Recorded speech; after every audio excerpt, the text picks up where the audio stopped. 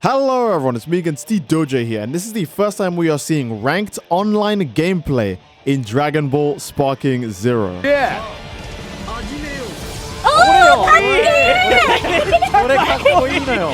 Now this gameplay comes to us from Bandai Namco, and it's a few content creators are actually showing us new characters, new gameplay, and the ranking system. And the first thing you'll notice is how there's actually a character name, a profile picture icon, a character title, and a ranking system. The ranking system seems to take inspiration from the Tekken one, going from D5 to most likely 4, 3, 2, 1, and then into the C ranks. And the content creators featured in this, at least for Team A, because Team A is the one who fought for this video, is Shaka, Anuki, and Luna. And I will say, I'm thanking everyone, not just them, but Bandai Namco as well, for actually allowing us to see what the ranking system of Sparking Zero is going to look like even before the game comes out. And man, Vegeta is such a key blast spam merchant. Can you see how many key blasts come out whenever Vegeta presses the key blast button? It's disgusting. Speaking of key blasts, oh, the Sonic Sway. But speaking of key blasts, people really spam key blasts in this gameplay in particular, so we actually get to see more so how useful key blasts are in this game. So I do hope you guys take mind in that too. Key blasts are as useful as punches. So here, I do believe it is Luna versus Shaka for the first match. Luna is playing as Vegeta and Shaka is playing as Vegito. So their icons match up to their characters on the screen right now, if you were curious. And Shaka has played this game several times before, so no surprise he kind of goes canon Vegito and toys with Luna really hard in this. But it does allow us to see many cool things, as well as a lot of experimentation, because they have way more time to play this match than we've had time to play any Dragon Ball Sparking Zero match. So we actually get to see a lot of creative things. First, the Super Saiyan pop-off, with Shaka going Super Saiyan with Vegito, and then Luna does the same thing with Vegeta. Now, obviously, being literally half the man Vegito is, Vegeta has no chance of winning this fight, especially because Vegeta already, look how much damage Vegeta took at this. Oh, here's the Key Blast spam. Look at this, man. Key Blast spam in this game is real. It's not going to be a detriment to the game's health or anything. It's not going to break the game, but Key Blast spam is real. You can get cannon and just do Vegeta's technique on people in Sparking Zero, and I think that's very funny. Oh, final Kamehameha right there. It's so weird because you think it'd beam clash here, but nope, final Kamehameha is just really quick. Big Bang Attack had no chance. And yes, Cooler. Cooler is a new character. Here we go. Here's what we really want to see. We want to see the new character Cooler fight against Vegito Blue. That's the ideal. And look at this. Key blasts are super useful here. Just watch this whole section, right? Constantly stopping Cooler from being able to power up and doing tons of damage. Look at that. 15 hits, 6k damage from just regular Key Blasts alone. Stopping Cooler from reaching max power mode and doing damage the entire time is very useful. Key Blasts in this game are going to be way more useful than they were in the Tenkaichi series, or Tenkaichi 1, 2, and 3. So keep that in mind. That's just going to be a low-key, just a high-level feature that people, I think, are just going to overlook. Because even I forget to use Key Blasts a lot when I play Tenkaichi 3, but now they do tons of damage. So you want to watch out for even normal Key Blasts. But Cooler finally gets a chance to transform after getting Vegito off of his back. And boom, the Cooler transformation animation is beautiful. Sa Hajimeyoka. And then his mask comes down. Oh, or if it's the English dub, okay, time to die. Both Coolers are cool to me, but I'm going to be honest, I like the English Cooler so much more because that voice, that voice is peak. So we are leaving the realm of Key Blast spam and now entering the Super Attack spam realm.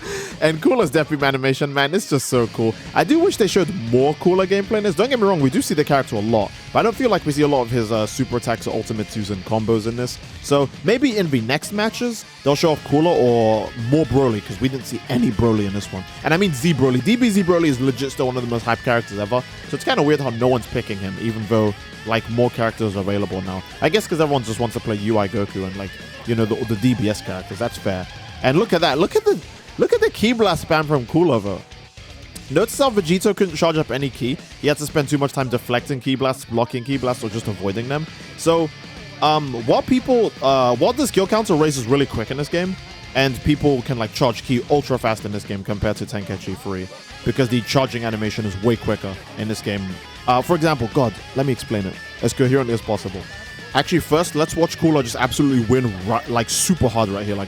Boom, no Big Bang Attack for you. That's just so cool, man. Cooler is the fastest in the West. That draw was unbelievable. Vegito couldn't even finish his attack. But yeah, in Tenkaichi 3 in general, I don't remember if it was the case in Tenkaichi 1 and 2 as well, but charging up in the older Tenkaichi games, there was a startup animation before the character would actually gain ki. But in Sparking Zero, you just kind of gain key right away because the charging animation is so damn quick. Also, Cooler is stuck here, which is really funny. And it's even funnier when you swap to Vegeta's POV because Cooler is stuck in an ice cream-like area. Like, the jokes write themselves. The Cooler is stuck where the ice cream is. Like, how... You can't get funnier than that. Oh, something else that's actually really cool here, the interior building combat. This always lives rent-free. Look at how they're fighting amongst, like, stacked shelves and stuff. That is so cool. Love. All right, I'm done making jokes. Nah, who am I kidding? I'm Steedoj. I'm gonna make more goddamn jokes. I do believe, yeah, Cooler is down for the count here. But we actually get Tapion gameplay, another new character. And I do want to say Tapion in this game, he's not terrible like he is in Xenoverse. So already he's way more hype. Tapion is actually like hype in this game. He's actually like cool. So when people ask me to play Tapion, I will be completely okay with that. Boom, the Brave Cannon to finish off Vegeta. But keep in mind, Luna has lost Vegeta and Cooler, and Shaka only just lost Vegeta. So it's still a 2v1 right now, which is a crazy situation to be in. Especially because Gotenks is not bad in this game. Gotenks is pretty good. Other than Die There Missile Barrage, which is terrible. I don't know, energy volley attacks in Sparking Zero feel like they're just bad straight up. Like in Tenkaichi 3, I felt like they were pretty viable or useful. Also, someone please tell me, what is Tapion doing here? Like, look at this. Is that an attack animation? Don't get me wrong, I know Tapion spins sometimes when he does sword slashes, but that felt a bit janky. I want to say that's an incomplete animation, but knowing Tapion, it's probably just actually like a feature, because again, he spins while he fights. Oh, Brave Sword Slash, here we go. And then Gotenks' Die There Missile Barrage, which surprisingly wins. I guess that just throws dirt in my face for saying that full power energy wave volley attacks suck in Sparking Zero. I still think they do though. I feel like they do really low damage and their tracking isn't that impressive either. And then the actual projectiles for these energy volley attacks are super slow. Like they're slow compared to beam supers and like ball or projectile like supers, right? So I don't know. I feel like energy volleys in Sparking Zero suck. Again, I don't really care too much though, because no one actually likes energy volley attacks. They're just like, you know, if people see an energy volley attack on a character, they just get annoyed. They're like, oh, they could have put something cool there, but instead they just put a generic energy volley. So I guess it's fine if they suck, but I still want to do cannon Vegeta spam when I'm fighting online, you know. So I don't imagine playing Vegeta just a lop. That's me. I just want to spam Ki Blast. But yeah, the fight comes to an end here because Gotenks tries to go for a disrespectful finish with the ultimate attack, but it whiffs. Again, Tapion was not moving, so I'm not sure if that has to do with online tracking, or if that's just because the hitboxes don't align for how small Gotenks was, and the fact that Tapion did shift his position from charging to blocking by the time Gotenks went for it.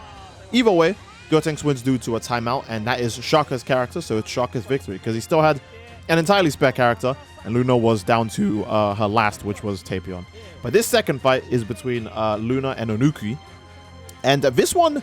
Oh, Pan is in this one. Yeah, you can see, again, this is an online ranked battle because you can see all the character names. This one goes way back, and I don't even know. Luna must be like DBS Broly because she lost that last match pretty badly and just like does really, really goddamn well in this one.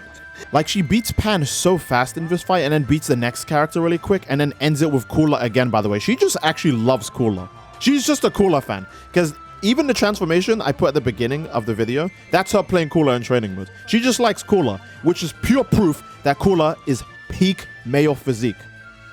Think about it. Actually, don't think about it. I'm correct. Anyways, here's Vegeta's Big Bang Attack. Welcome to Oblivion.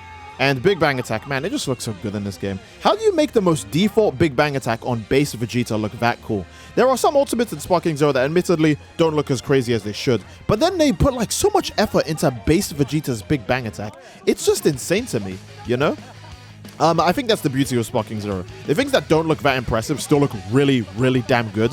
It's just that in comparison to other things in the game, they look not as impressive. But the whole game is like visually a masterpiece. It's phenomenal. So honestly, yeah, I'm okay with certain things looking a little bit lacking when this final flash looks like that. God damn, that curve. I really do like how this is the one Dragon Ball game that remembered that beams actually do curve in Dragon Ball. So thank you so much, Sparking Zero devs, Jun Furutani, all of you, for going, hey, remember when Vegeta shot a final flash downwards and then it went back up so it wouldn't destroy the planet? That was pretty cool. Maybe we should implement that in the game as a feature. And I was like, hey, that's cool. I like that. So yeah. Luna is down to their second character, which is, oh, by the way, Energy Volley's being trashy again. Most of that hit and it only did like 5k damage. You could literally just punch someone and get more damage than that. Energy Volleys are just really bad in Sparking Zero. We'll see if it gets changed when the full game comes out. Also, I think Onuki loses Videl here because she just flies into this final flash like a moth to the flame. Absolutely tragic. It be like that sometimes, however, though. And Onuki's down to his final character, which is Lord Beerus. And Beerus is very strong in this game. He has lots of health, and he has definitely more health than Vegeta does right now. So Vegeta's going to need to find a way to... And that's Super Saiyan 2 for Vegeta. God damn, okay. Oh, I keep forgetting this is Busaga Vegeta because he's got the training suit on. And a really cool fact with Busaga Vegeta is that you can actually put his DBS outfit on him as a reference to the way he appears in Battle of Gods, where he has Super Saiyan 1 and 2 and all of the moves he uses against Beerus, but, you know, he still has the Cell Saga-like armor, I guess. So that's cool. I like the costume variety in Sparking Zero a lot. Here is where Luna awakens to being a Vegeta main, because the Ki Blast spam just becomes generational here. Yeah, look at that. Vegeta's technique trademark, but Onuki, there is, and there's the Ki Blast deflecting. Okay, cool. So I'm gonna like go back and show this again while they like just well another energy blast really just proves to be the worst move in the game. Deflecting Ki Blast gives you a ton of skill counter. You literally just always want to do, if anyone throws a Ki Blast in your direction, stop whatever you're doing and start deflecting, because you will get so much skill counter from it. It's always worth doing.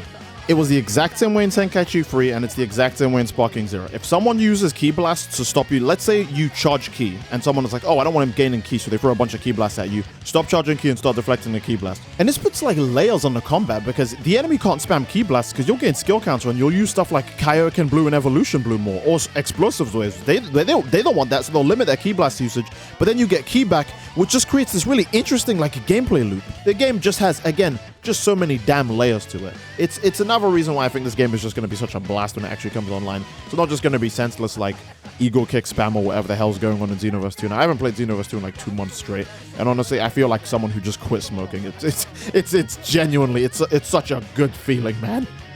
Oh man, but yeah, here's Beerus. Beerus catching a little bit of work here from Vegeta, and again, Luna is going for the raw supers. I'm gonna remember this.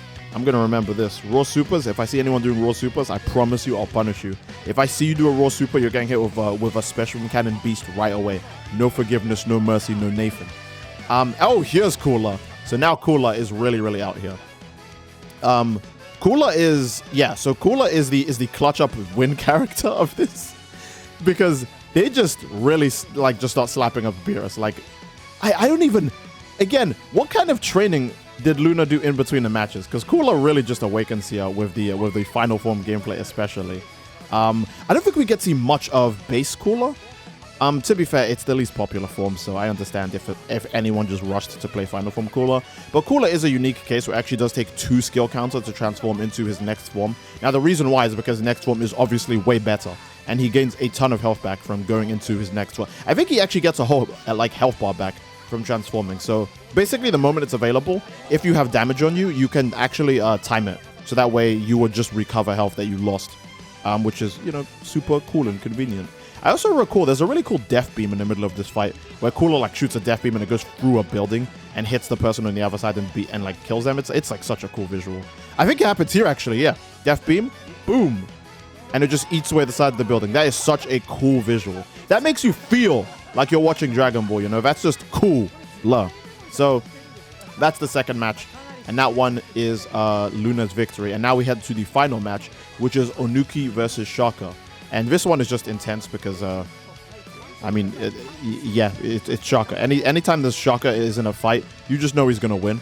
Because this monster has been playing Sparking Zero for like longer than like any of us. All right, he's a demon. He literally needs to hold back in his showcase. They probably told him to hold back because I've seen this guy fight harder than in these fights. So Shaka, yeah, he just knows the source. He knows the game.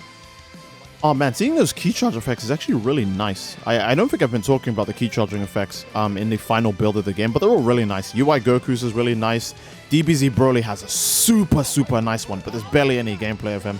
So I haven't been able to make a video. I feel like that'd be satisfying enough for you guys about DBZ Broly. Like, Jiren also has great aura. Fuse Damasu has like, oh my, yeah. These characters all just have like really pretty looking auras. And also, Giru. There you go. Giru for Pan's super attack. Here's a really weird thing, by the way. I always thought for some reason you could unlock Giru as a playable character in like Budokai 3 and like Tenkaichi 2 and Tenkaichi 3 for some reason. I have no idea why. And then Vegeta goes Super Saiyan, but there's a Kamehameha heading his way. and he just casually dodges it. He goes, nah, I'm Super Saiyan now. I can easily dodge this. This game, again, this game is just so cool. How do you create such a dramatically tense scenario, like a beam about to hit you as you're transforming, but you finish the transformation, then casually dodge it? There's no other game that can do that. It's just this one. It's just so peak. It's so goddamn beautiful. Did he go max power mode to use final Kamehameha? That's kind of crazy, but I understand because Vegito doesn't have a beam ultimate. So there you go, raw super. If you use a raw super, you can see how open you are. Like, it's okay. If someone goes for like a raw rush super and they miss and you dodge it, you can just punish. Like any super attack you have right now is just gonna hit them straight up. So here's another one. But Vegito swallows it this time. Damn, that's what happens when you finish charging up instead of defending yourself when an enemy is doing an attack. He wanted to get the max power mode or the sparking mode, which is completely fair because it's such a massive amp to the player character. But he did take that super attack damage. However, Videl is getting pressured hard, and there's the Spirit Sword. Damn, unlucky. And you know this move is just strong as hell. There's literally no way she survives it. So there's the Beam Sword Slash. Boom. Don't know why he did that to Gohan's wife. Very unnecessary. And then the final slash to end off, which puts Videl down and sends in the final character again, Lord Beerus. And now it's Beerus versus Super Vegito. Yeah, it says, you could see it here, Vegito has 2 more transformations available right next to his skill counter. One of them is base form, and the other one is Vegito Blue, hence why it says 2, because you have 2 options available to you. Keep this in mind when you're playing characters, because you won't know when you can transform until that like counter shows up. A good example is if you're playing as Cooler, and it, you get 1 skill counter and it doesn't say you could transform yet, that's because it takes 2 skill counters. So always remember this when you're playing the game online. You need to see if that transformation number is next to you. That tells you if you can transform or not. Keep in mind, if you use buffs or max power modes or like ultimate attacks, there's like a few seconds of cooldown before you can transform. So if it says you can't transform even though you have plenty of skill counter, take that into account as well, that it's just on cooldown because, you've been using too many actions that involve too many cinematics and the game doesn't want to have a heart attack or like stall the other player out and making them have to sit through a movie just to be able to play the game again. So that's completely fair. I understand all that. I just feel like mentioning that. But yeah, the Vegeta technique is back again, but Onuki has learned. He now actually reflects Ki Blast when they're coming his way. I will say, though, Vegito does a lot of damage of like everything. The perks of being a high-end character. There's Beerus' super attack and blocked. I feel like that shouldn't be blockable though, since it does the Hakai thing, but who knows, right? Who knows? Oh, that's the end of Vegito. Done in by a counter attack. And the next character to come in is SJ3 Gotenks. He was the monster that was able to win last time for Shaka. And Shakas are good at the game, so Gotenks like predictably does the same thing here. Again, it's just a massive health difference scenario. You'd kind of have to be like Evolution Blue Vegeta to win these kind of scenarios, which is why I say Blue Evolution Vegeta. If he doesn't get changed, he's probably going to end up just being the Marvel vs. Capcom 3 Virgil of this game. Because if he's your last character with Blue Evolution ready, he can just rip everyone apart. Which would be funny, because Vegeta's just been losing for ages, but Sparking Zero may have made him like mega like clutch and like an actual like cool last resort character. Helps more that he has an ultimate attack that is obviously like, a final explosion. So Vegeta feels like he was designed to be the last character to go in on your team. He literally has an ultimate where he takes damage and reduces his health just to do massive damage to the enemy, final explosion. Yeah, I feel like it was entirely intentional to design him like this. So that's very cool on their part. And that's also Shaka's victory and the end of the ranked online gameplay showcase. Again, Onuki, Luna, Shaka, they all put up great gameplay. And Bandai Namco, as usual, if they didn't post this, then we would never be able to watch this and I'd never be able to comment over it, give you guys my thoughts, or link the original fight in the description so you guys can just watch it without my commentaries and you can just enjoy the content creators' content. I mean, they're all speaking Japanese, so if you understand Japanese, then cool. But I don't, so I have a hard time understanding. Tomorrow, though, it will be Kazunoko, who's another demon when it comes to Sparking Zero. You might also know Kazunoko from Dragon Ball FighterZ because he's just crazy. Araken, and then Pekora. Pekora is very popular. I feel like I don't need to say who she is, but yeah. Either way, that's going to be the end of this video. I do hope you guys enjoyed the video. And if you guys enjoyed, please leave a like. Don't forget to subscribe. It greatly supports the channel. And leave a comment down below as to what you'd like to see next. And I will see you guys tomorrow for the B-Team's gameplay. because there's a lot more online gameplay they want to show off, as well as some custom battle stuff they want to show off. So I'm very curious to see how that's all going to turn out, and I will see you guys tomorrow for that. So yeah, again, if you enjoyed, leave a like on the video. Do not forget to subscribe, even though I've said that before, and don't forget to leave a comment down below, even though I've also said that before. Love you all. Hope you enjoyed, and I will see you all next time. Take care and peace. すごいすげえ始めようか。これよこれかっこいいのよ